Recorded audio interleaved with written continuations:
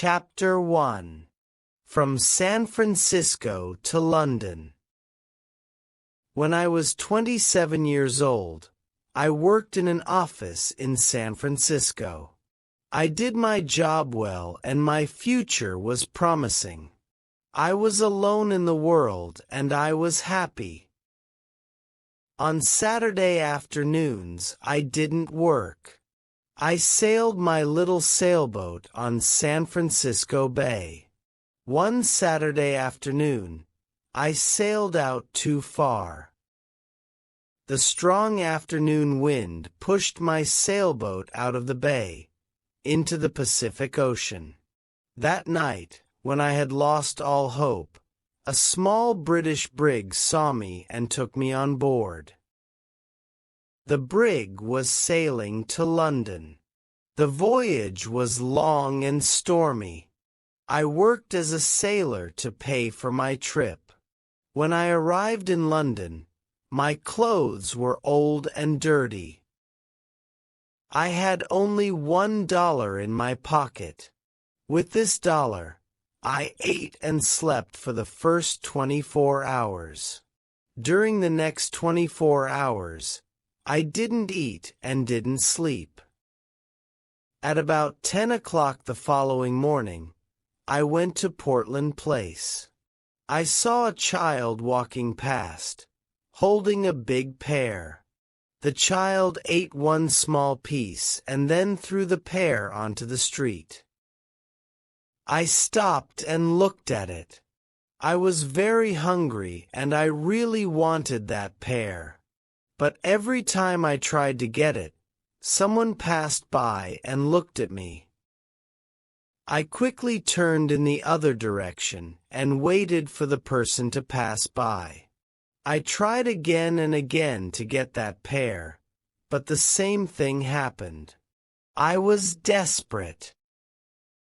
I decided to get the pear and not to worry about the people who saw me. At that moment, a gentleman opened a window behind me and said, "Come in here, please." A well-dressed servant opened the door.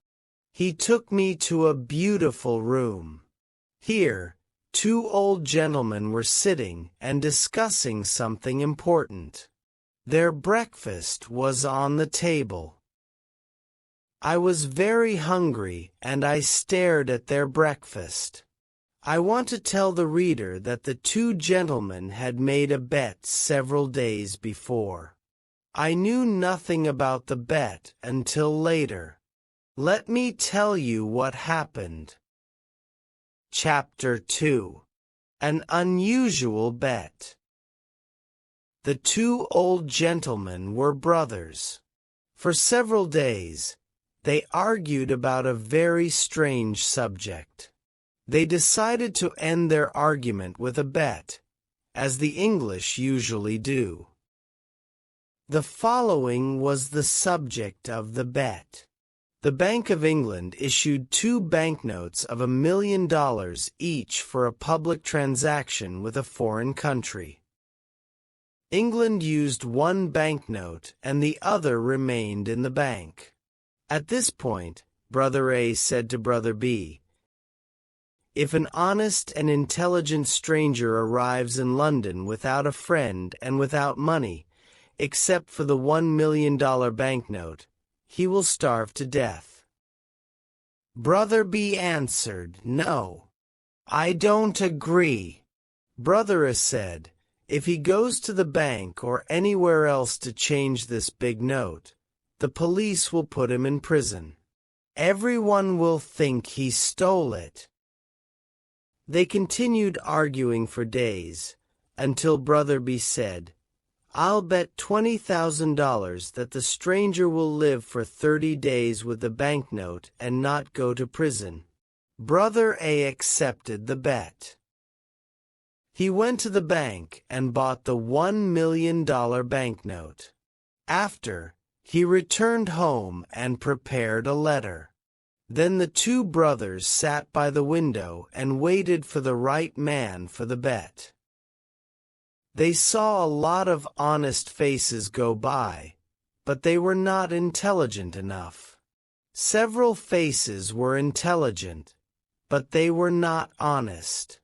A lot of faces were honest and intelligent, but they were not poor enough. Other faces were honest, intelligent and poor, but they were not strangers. When they saw me from the window, they thought I was the right man. They asked me questions, and soon they knew my story. Finally, they told me I was the right man for the bet.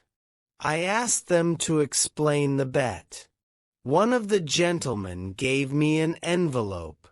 I wanted to open it, but he said, "No, don't open it now. Wait until you are in your hotel room. Then read it very carefully. Buy best-selling books online." I was confused and I wanted to discuss the subject with them, but they didn't. I felt hurt because I was the subject of a joke. When I left their house, I looked for the pair on the street. It was gone. I was quite angry with those two gentlemen. Far from their house, I opened the envelope. I saw that there was money inside. I didn't stop to read their letter. Buy best-selling books online. I ran to the nearest eating place. I ate and ate and ate. At last, I took out the envelope with the money to pay for my meal. I looked at the banknote and almost fainted. It was a banknote worth $5 million. I was speechless. I stared at the banknote. The two gentlemen had made a big mistake. They probably wanted to give me a $1 banknote. I saw the owner of the eating place staring at the banknote, too. We were both surprised. I did not know what to do or say. So, I simply gave him the note and said, "Give me the change, please." The owner apologized 1,000 times. "I'm very sorry, but I can't change this banknote, sir. I don't have any other money. Please change this note." The owner then said, "You can pay for this food whenever you want, sir. I understand that you are a very rich gentleman. You like playing jokes on people by dressing like a poor man. You can come here and eat all you want, whenever you want. You can pay me when you want." Chapter 3. The Letter. When I arrived, the same servant opened the door. I asked for the two gentlemen. "They are gone," the servant said. "Gone? Gone where?" "Oh, on a journey." "But where did they go?" "To the continent, I think." The continent? There were no signature, no address, no date on the letter. How strange. I didn't know what to think. I went to a park, sat down, and thought about what to do. After an hour, I reached the decision that follows. The two old gentlemen are playing a game that I don't understand. They are betting on me. But at that time, I didn't know anything about the details of the bet. If I go to the Bank of England to return the banknote, the bank will ask me lots of questions. If I tell the truth, no one will believe me. They will put me in an asylum. If I tell a lie, the police will put me in prison. I can't even give it to anyone, because no honest person will want it. I can do only one thing, I must keep the bill for a whole month. And I must not lose it. If I help the old man to win his bet, he will give me the job I want. The idea of an important job with a big salary made me happy. With this exciting idea in mind, I began walking down the streets of London. Chapter 4. At the tailor's. Every time I passed in front of a tailor's, I wanted to enter and buy some new clothes. But I had no money to pay for them. The $1 million banknote in my pocket was useless. I passed in front of the same tailor's 6 times. At last I entered. I quietly asked if they had an old, unattractive suit that no one wanted to buy. The man I spoke to nodded his head, but he didn't speak. Then another man looked at me and nodded his head. I went to him and he said, "One moment, please." After some time, he took me to a back room. He looked at several ugly suits that no one wanted. He chose the worst for me. I really wanted a suit, so I said nothing. It was time to pay. "Can you wait a few days for the money?" "I haven't got any small change with me." The man said, "Oh, you haven't? Well, I thought gentlemen like you carried large change." "My friend," I replied, "you can't judge a stranger by the clothes he wears. I can pay for this suit. But, can you change a large banknote?" "Oh, of course we can change a large banknote," he said coldly. I gave him the banknote. He received it with a smile, a big smile that covered his face. When he read the banknote, his smile disappeared. The owner of the shop came over and asked me, "What's the trouble?" "There isn't any trouble. I'm waiting for my change." Come. Give him his change, Todd. Quickly." Todd answered, "It's easy to say, but look at the banknote." The owner looked at the banknote. Then he looked at my package with the ugly suit. "Todd," he shouted, "you are stupid. How can you sell this unattractive suit to a millionaire? Todd, you can't see the difference between a millionaire and a poor man." "I apologize, sir," the owner continued. "Please take off those things you are wearing and throw them in the fire. Put on this fine shirt and this handsome suit. It's perfect for you. Simple but elegant." I told him I was very happy with the new suit. "Oh, wait until you see what we can make for you in your size. Todd, bring a pen and a book. Let me measure your leg, your arm." I didn't have a moment to speak. The owner measured me.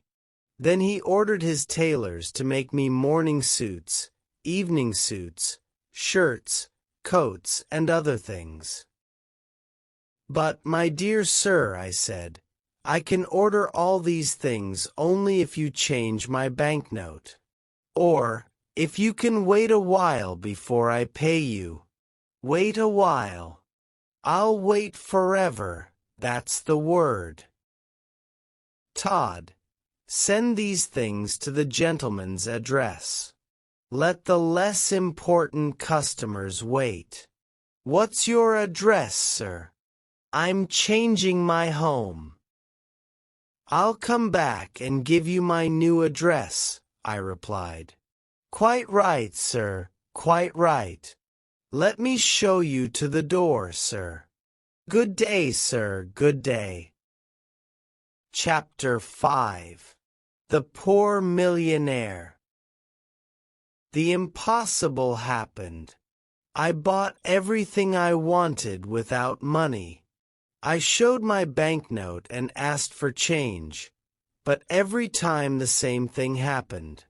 No one was able to change it.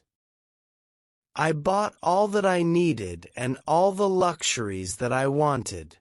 I stayed at an expensive hotel in Hanover Square. I always had dinner at the hotel. But I preferred having breakfast at Harris's Simple Eating Place. Harris's was the first place where I had a good meal with my $1 million note. That's where it all started. The news about me and my banknote was all over London. Harris's eating place became famous because I had breakfast there. Harris was happy with all his new customers. I lived like a rich, important man. I had money to spend. I lived in a dream. But often I said to myself, "Remember, this dream will end when the two men return to London. Everything will change." My story was in the newspapers. Everyone talked about the strange millionaire with the $1 million note in his pocket. Punch magazine drew a funny picture of me on the front page. People talked about everything I did and about everything I said. They followed me in the streets. I kept my old clothes, and sometimes I wore them. It was fun when the shop owners thought I was poor. Then I showed them the banknote, and, oh, how their faces changed. After 10 days in London, I went to visit the American ambassador. He was very happy to meet me. He invited me to a dinner party that evening. He told me that he knew my father from Yale University. He invited me to visit his home whenever I wanted. I was glad to have a new, important friend. I thought to myself, I'll need an important friend when the story of the $1 million note and bet comes out. I want the reader to know that I plan to pay back all the shop owners who sold me things on credit. If I win the bet for the old gentleman, I thought, I will have an important job. With an important job, I will have a big salary. I plan to pay back everyone with my first year's salary. Chapter 6. The Dinner Party. There were 14 people at the dinner party. The Duke and Duchess of Shoreditch, and their daughter, Lady Anne Grace Eleanor de Bohun, the Earl and Countess of Newgate, Viscount Cheapside, Lord and Lady Blatherskite, the ambassador and his wife and daughter, and some other people. There was also a beautiful 22-year-old English girl, named Portia Langham. I fell in love with her in 2 minutes, and she with me.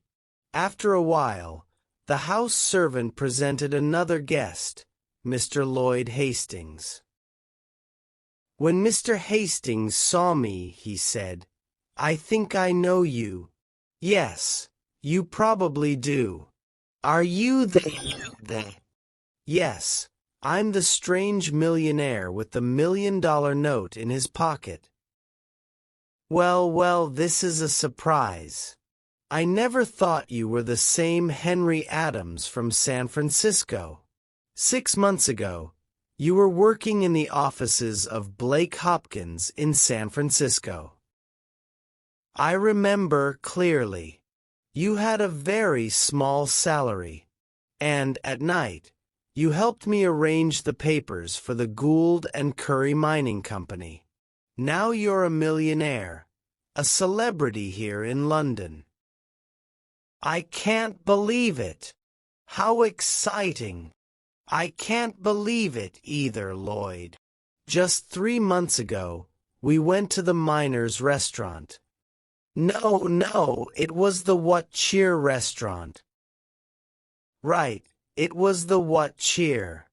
We went there at 2 o'clock in the morning. We had steak and coffee. That night we worked for 6 long hours on the Gould and Curry Mining Company papers. Do you remember, Henry, I asked you to come to London with me.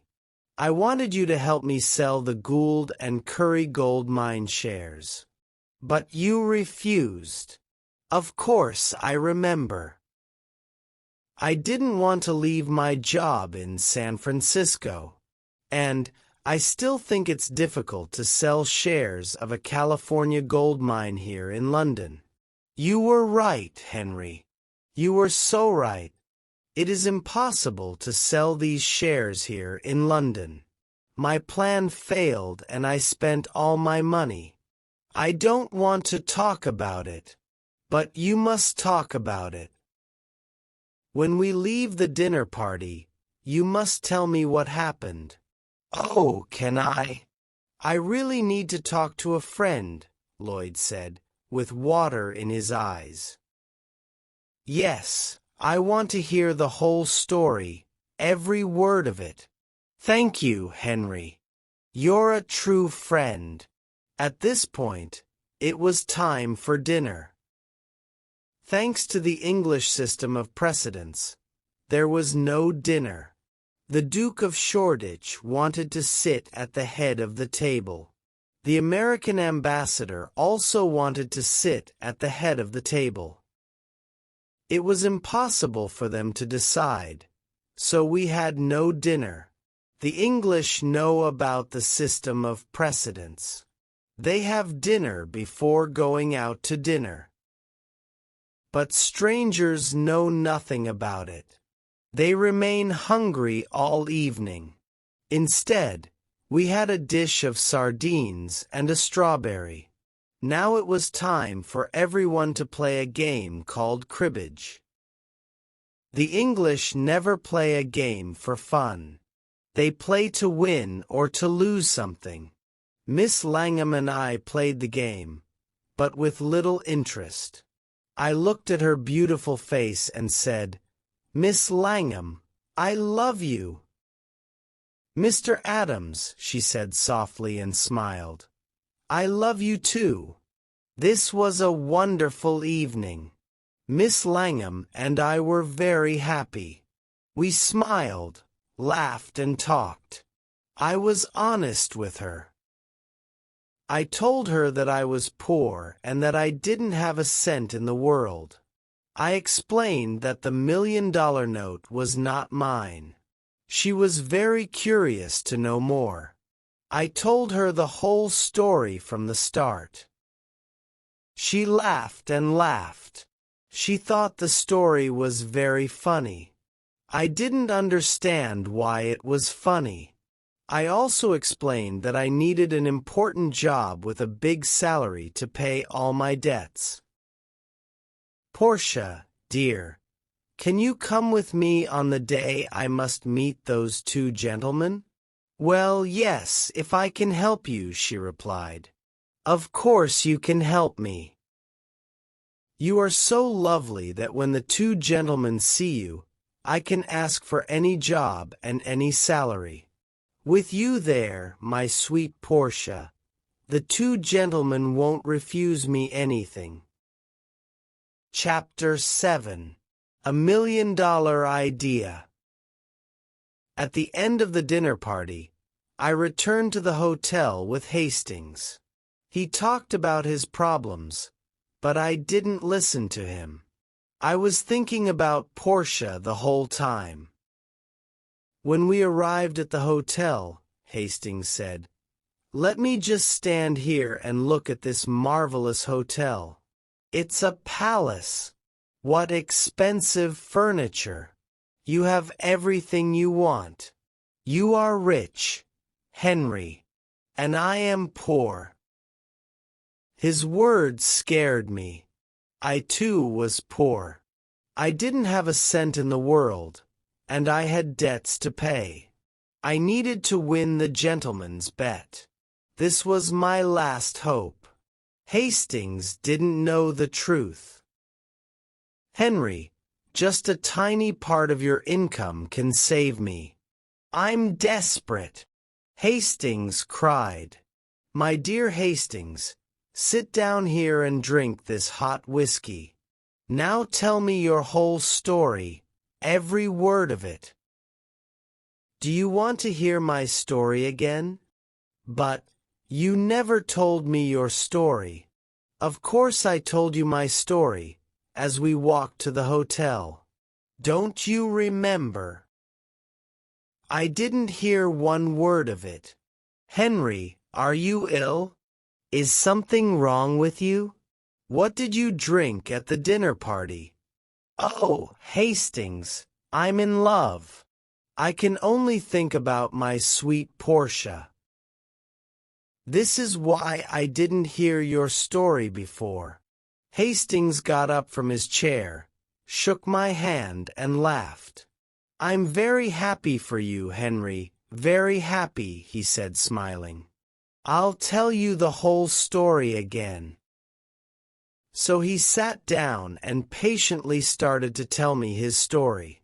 To make a long story short, the owners of the Gould and Curry gold mine sent Lloyd to England to sell the shares of the mine for $1 million. Any money he received over $1 million was his to keep. Hastings's dream was to sell the shares for more than $1 million and become rich. He had only 1 month to sell the shares. He had done everything to sell them, but nobody wanted to buy them. Then he jumped up and cried, Henry, you can help me. Will you do it? Tell me how. Give me $1 million and I'll sell you all the shares. You will be the new owner of the gold mine. Don't refuse. I did not know what to say. I wanted to tell Hastings the truth. But then, an intelligent idea came to me. I thought about it for a moment and then calmly said, I will save you, Lloyd. Then I am already saved. How can I thank you? Let me finish, Lloyd. I will save you, but not in that way. I have a better way. I know everything about that mine. I know its great value. You will sell the shares by using my name. You can send anyone to me, since people in London know me. I will guarantee the gold mine. In a week or two, you will sell the shares for $3 million by using my name. And we'll share the money you earn. Half to you and half to me. Lloyd was very happy and excited. He danced around the room and laughed. I can use your name. Your name, think of it. The rich Londoners will run to buy these shares. I'm saved, and I'll never forget you, Henry. Chapter 8. Back to Portland Place. The next day, all of London talked about the shares of the California gold mine. I stayed in my hotel and said to everyone who came to me, yes, I know Mr. Hastings. He's a very honest man. And I know the gold mine because I lived in the California gold country. It is a mine of great value. People were now interested in buying the shares. I spent every evening with Portia at the American ambassador's house. I didn't tell her about the shares and the mine. It was a surprise. We talked about our love and our future together. Finally, the end of the month arrived. Lots of rich Londoners bought the shares of the mine. I had $1 million of my own in the London and County Bank. And Lloyd did too. It was time to meet with the two old gentlemen. I dressed in my best clothes, and I went to get Portia. Before going to Portland Place, Portia and I talked about the job and the salary. Portia, you are so beautiful. When the two gentlemen meet you, they will give me any job and any salary I ask for. Henry, please remember that if we ask for too much, we will get nothing. Then what will happen to us? Don't be afraid, Portia. When we arrived, the same servant opened the door. There were the two old gentlemen having tea. They were surprised to see Portia.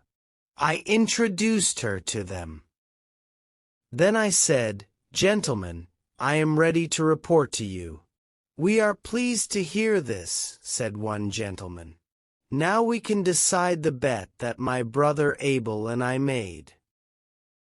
If you won for me, you can have any job in my power. Do you have the $1,000,000 note?" "Here it is, sir," and I gave it to him. "I won," he shouted. "Now what do you say, Abel?" "I say he survived, and I lost $20,000. "I can't believe it." "I have more to tell you," I said. "But it's a long story. I'll tell you another time. For now, look at this." "What?" "A certificate of deposit for $200,000. Is it yours?" "It's mine. I earned it by using the banknote you lent me for a month." "This is astonishing. I can't believe it." Portia looked at me with surprise and said, "Henry, is that really your money? You didn't tell me the truth." "No, I didn't. But I know you'll forgive me." "Don't be so sure. You told me a lie, Henry." "Dearest Portia, it was only for fun. Come, let's go now." "But wait, my gentleman said. "I want to give you the job and the salary you choose." Thank you with all my heart. But I don't want the job." "Henry, you didn't thank the good gentleman in the right way." "Can I do it for you?" Portia said. "Of course you can, my dear." Portia walked to my gentleman, sat on his lap and kissed him on the mouth. Then the two old gentlemen shouted and laughed. I was amazed. What was happening? "Papa," said Portia, "Henry doesn't want your job. I feel very hurt." "Darling, is that your father?" I asked. "Yes, he's my stepfather, a dear man." "Now do you understand why I laughed when you told me your story?" "My dearest sir," I said, "I want to take back what I said. There is a job that I want." "Tell me." "I want the job of son-in-law." Well. But you were never a son-in-law before. Do you know how to do this job? Try me, please. Try me for 30 or 40 years. And if... Oh, all right. Take her. Were Portia and I happy? There aren't enough words in the dictionary to describe our happiness. When the Londoners heard the whole story of my adventures with the banknote, they talked of nothing else. Portia's father took the banknote back to the Bank of England and cashed it. Then he gave us the cancelled banknote as a wedding present. We put it in a picture frame and hung it on the wall in our new home. And so I always say, yes, it's $1 million banknote, but it only bought one thing in its life. The most valuable thing in the world, Portia.